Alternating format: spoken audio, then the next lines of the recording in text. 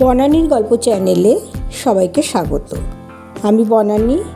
পড়ে শুনেছি বনফুলের গল্প টাইফয়েড। আনন্দ চুপ করিয়া বসিয়া রহিল।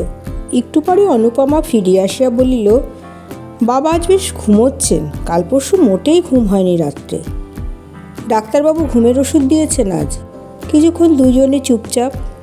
মিনিট খানেক পর আনন্দ বলিল, কাল যারা আসছেন তারা পাত্রের কে হন? পাত্র স্বয়ং আর তার বন্ধু। পাত্র স্বয়ং কি করেন তিনি? দালালি বলিয়া অনু চুপ করিয়া গেল। তাহার পর বলিল, আমি সব কথা ঠিক জানি না। আনন্দের হঠাৎ মনে হইল অনুপমার কণ্ঠস্বরে কেমন যেন একটা অসহায় ভাব ফুটিয়া উঠিল। পাত্রটি শুনলাম নাকি দোষ বড়ে। চকিত হয়ে অনুপমা বলিল, শুনেছি তাই, কে বলল আপনাকে?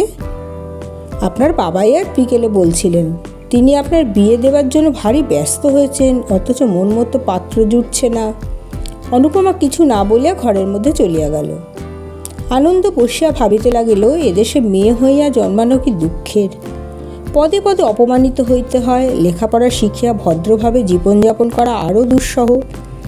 ভদ্রভাবে চাকরি করা মুশকিল, বন্ধুত্ব করা মুশকিল, বিবাহ করা আরও মুশকিল। আমাদের মনটা সম্ভবত কিশোরীমুখী, অথচ লেখাপড়া শিখিতে গেলেই বয়স বাড়িবে। অথচ তখন কোনো অল্পবয়স্ক যুবক তাহাকে বিবাহ করিতে চাহিবে না। সুতরাং অধিক বয়সের লোক চাই। সে লোকটাও কিশোরী আহরণে ব্যর্থ মনোরথ হইয়া তবে আসে। এই ভদ্রলোক দ্বিতীয় পক্ষে বিবাহ করিবেন, তাহাও আবার নির্লজ্জের মতো নিজে দেখিতে আসিতেছেন। অনুপমা ফিরিয়া আসিল, বলিল, ওই কোণে পুজোতে জল আছে। আনন্দ বলিল, শোনো। কি বলো তো, এ বিয়ে আমি পণ্ড করে দিতে পারি। তোমার কি মত আছে এ বিয়েতে? আমার আবার মতামত কি? বাবার মতই আমার মত। তাহলে কাল যদি উনি পছন্দ করে যান, এবং পছন্দ করবেনই, সে বিষয়ে কোনো সন্দেহ নেই, তাহলে তুমি এ দোষবারাকে বিয়ে করবে নাকি? কিছু না বলে অনু শুইতে গেল। একা বিছানায় শুয়ে আনন্দের কথাগুলি তাহার কানে যেন গান হইয়া ফিরিতে লাগিল। ওরা তোমায় পছন্দ করবেই, সে বিষয়ে সন্দেহ নেই। অনুপমা শুইয়া শুইয়া আশা এবং আশঙ্কা করিতে লাগিল, কাল যদি আনন্দবাবু ভদ্রের সহিত একটা অনর্থ বাঁধাইয়া বসেন, বলা তো যায় না। আনন্দ বসিয়া আছে, চতুর্দিক নীরব। দূরে একটা ঘড়িতে টং টং করিয়া 12টা বাজিল। টেবিলে হাত বাড়াইয়া আনন্দ একটা বই লইল, কামিং অফ আর্থার। 2-4 পাতা উল্টাইয়া ভালো লাগিল না। সে সায়েন্সের স্টুডেন্ট, কবিতার ধার ধারে না, কিন্তু মনে যে কবিতা জাগিতেছে। অনুমা, অবিনাশবাবুর ঘুম ভাঙিয়াছে। আনন্দ তাড়াতাড়ি গিয়া বলিল, অনু ও ঘরে ঘুমোচ্ছে, কি চাই? একটু জল। আনন্দ জল দিল। টেম্পারেচার লইল 103 ডিগ্রি। ঠিক এই সময় মৃণাল সুলতানগঞ্জের ঘাটে নৌকা করিয়া গঙ্গা পার হইতেছে। তমসাচ্ছন্ন গঙ্গা। তাহার পরদিন 2 জন আসিলেন না, আসিলেন একজন, পাত্র নিজে। লোকটিকে দেখিলে নিতান্ত খারাপ লোক বলিয়া মনে হয় না। একটু যাহা খারাপ লাগে তাহা এই যে তিনি যুবক না হইয়াও যুবজনোচিত ব্যবহার করিতে ব্যগ্র। একটু অস্বাভাবিক রকমের চটপটে। কামাইয়া কামাইয়া গণ্ডদেশ, গন্ডার চর্মের মতো। তাহার উপর ক্রিম পাউডার, ওয়েস্টকোট পরা, চুল ছাটা ঘাড়, হাতে বাঁধা ঘড়ি এবং ঠোঁটে চাপা সিগারেট দিয়া তিনি যুবক সাজিতে চান। কিন্তু তাহার চোখ মুখ নীরবে সকলকে বলিয়া দিতেছে বয়স 45-এর কম নয়। ভাবগতিক দেখিয়া আনন্দ ইচ্ছা করিতেছিল মেয়েটে না দেখাইয়া লোকটাকে বিদায় করিয়া দেয়, কিন্তু তাহা অসম্ভব। তাহারই বাড়িতে অতিথি তিনি, ওই জন্যই আসিয়াছেন। একটা রেকাবিতে নিমকি, কচুরি প্রভৃতি কতগুলি খাবার এবং 1 পেয়ালা চা দিয়া আনন্দ গুম হইয়া বসিয়া রইল। ভদ্রলোক খাইতেছিল এবং মধ্যে মধ্যে শীষ দিতেছিলেন। আনন্দ ঈষৎ ভ্রুকিঞ্চিত করিয়া নিকটেই একটি বেঞ্চে বসিয়া ভাবিতেছে, চা খাওয়া শেষ হইলে সে কি করিবে, এখনই কি দেখিতে চাহিবে। এমন সময় নবীন ডাক্তার দেখা দিলেন। কেমন আছে সে আনন্দ, তোমার রোগী আজ? চা আছে নাকি বেশি? দাও তো 1 পেয়ালা। ভোরবেলা বেরিয়েছি, এখনও বাড়ি ফেরা হয়নি। 1 পেয়ালা চা লইয়া নবীনবাবু আনন্দের পাশেই বেঞ্চিতে বসিয়া পড়িলেন। কাল রাত্রে জ্বর 103 ডিগ্রি পর্যন্ত উঠেছিল, এখন 102 ডিগ্রি আছে। পেটটাও একটু খারাপ হয়েছে, সারলে দেখছি বলিয়া তিনি খামোখা চিবুকের নিচেটা চুলকাইতে লাগিলেন। তাহার পর বলিলেন, নার্সিংয়ের ব্যবস্থা কি হয়েছে? ওটাই তো আসল। লাহোর থেকে এসে ভদ্রলোক সারলে দেখছি। কাল রাত্রে আমি ছিলাম। দিনের বেলা আমাদের সেবা সমিতির 3-4টে ছেলে সর্বদা থাকতে বলেছি। 3 জন করে থাকবে। একজন রোগীর বিছানার পাশে থাকবে, আর বাকি 2জন অন ডিউটি বাইরে থাকবে যদি কোনো দরকার হয়। কিশোরকে ইনচার্জ করে দিয়েছি। কে কিশোর? হালদারদের কিশোর, সেই যে ও বছর যার নিউমোনিয়া হয়েছিল। ও হ্যাঁ হ্যাঁ, সে ছোকরা তো বেশ ছেলে। এবার ম্যাট্রিক দেবে না? না, আসছে বছর। বেশ ছেলে, ক্লাসে ফার্স্ট হয়, সব দিকে চৌকস। ডাক্তার হাসিয়া বলিলেন, তোরই তো সব চেলা। চল অবিনাশবাবুকে দেখে আসি, দেরি হয়ে যাচ্ছে। আনন্দে আগন্তুক ভদ্রলোককে বলিল, আপনি বসুন, এক্ষুনি আসছি। পথে নামিয়া নবীন ডাক্তার জিজ্ঞাসা করলেন, এই বুঝি আবু হোসেন সাজবে? মন্দ মানাবে না। আনন্দ বিস্মিত হয়ে বলিল, আবু হোসেন সাজবে মানে? নবীন ডাক্তার বলিলেন, তেলিপাড়ার ভারতী নাট্য সমাজ আবু হোসেন করবে যে, জানিস না? কলকাতা থেকে একজন ভালো আবু হোসেন আসার কথা। আমি ভাবলাম সেই বুঝি। ইনি অবিনাশবাবুর মেয়েকে দেখতে এসেছেন। অবিনাশবাবুর মেয়ের বিয়ে হয়নি এখনো? না, উনি আইয়ে পড়ছেন। তাই নাকি? সারলে দেখছি। উভয়ে উপরে উঠিয়া দেখিলেন অবিনাশবাবু চক্ষু মুদ্রিত করিয়া শুইয়া আছেন। পাশে বসিয়া কিশোর মাথায় জলপট্টি লাগাইতেছে, অনুপমা দালানে ফলের রস করিতেছে। 3বার ডাকিবার পর অবিনাশবাবু চক্ষু ঈষৎ খুলিয়া বলিলেন, এসেছেন আপনারা? বসুন। ওরে অনু, আপনি ব্যস্ত হবেন না, আমরা ঠিক করে নিচ্ছি। নবীনবাবু রোগী দেখিতে লাগিলেন। অবিনাশবাবু আবার চক্ষু মুদ্রিত করিলেন। কেমন যেন একটা অসার অবসন্ন ভাব। জ্ঞান আছে, অথচ কথার উত্তর দিতে দেরি হইতেছে। যেন বেশি কথা বলিতে নারাজ। কষ্ট কি জিজ্ঞাসা করিতে বলিলেন, মাথাটা একটুও ছাড়েনি, বড় যন্ত্রণা। বাহির হয়ে ডাক্তারবাবু জিজ্ঞাসা করিলেন, আজ কদিন হলো? আনন্দ বলিল, আজ 7th ডে। নবীনবাবু চলিয়া গেলেন।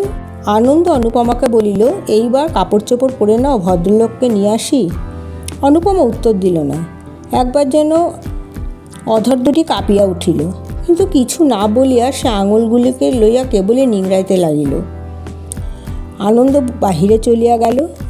আনন্দ আসিয়া দেখিল ভদ্রলোক বসিয়া যেন একটু উসকুস করিতেছেন। অধিক ভূমিকা না করিয়া আনন্দ বলিল, আপনি কি এখনই মেয়ে দেখতে চান?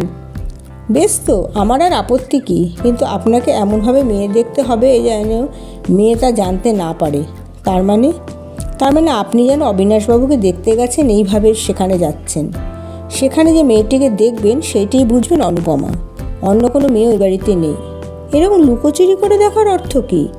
অর্থ এই যে অসুখের বাড়িতে আয়োজন করে মেয়ে দেখাবার লোকের অভাব। মেয়ে এখন তার অসুস্থ বাবার সেবা করবে না সাজগোজ করবে বলুন?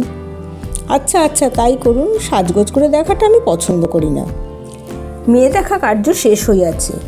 আনন্দ ও সেই ভদ্রলোক নিচের ঘরে ফিরিয়া আসিয়াছেন। আনন্দ আসিয়াই বলিল, আপনার কি আর 1 প্লেট খাবার চাই? কেন? আনন্দ হাসিয়া বলিল, মেয়ে দেখার পর 1 প্লেট খাবারের দাবি যে কোনো বাঙালি করতে পারে। না থাক, বরং 1 কাপ চা হলে মন্দ হতো না। বেশ, ওরে খোদা, 2 পেয়ালা চা করতে বল।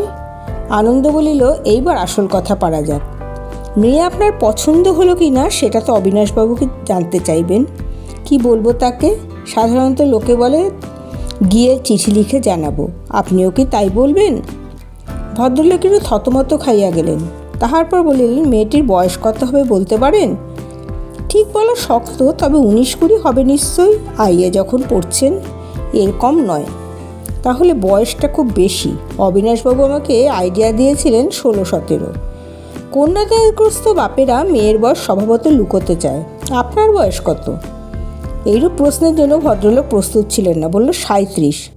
আনন্দ হাসিয়া বলিল, কন্যাদায়গ্রস্ত বাপেরা মেয়ের বয়স যেমন লুকোয়, দ্বিতীয়বার যারা বিয়ে করেন তারাও নিজেদের বয়স একটু হাতে রেখেই বলেন। এইটাই রেওয়াজ হয়ে গেছে।